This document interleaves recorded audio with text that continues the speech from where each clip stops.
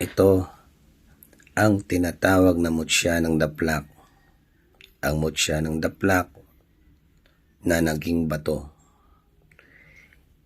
Ito ay maganda ang gamitin na pampaswerte sa pangkabuhayan.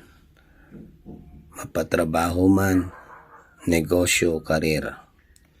Kung ikaw ay isang broker ng mga kalupaan, bahay man o sasakyan, ito ay may dala na panghalina at pangakit. At kung ikaw naman ay palagi nagpupuyat, makakatulong po ito sa iyo para hindi ka dalawin ng antok. At ito rin ay nagtataglay na may rebuelta sumbalik.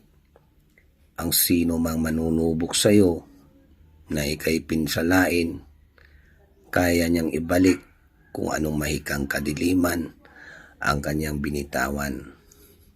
Ito ang taglay ng mutya ng daplak.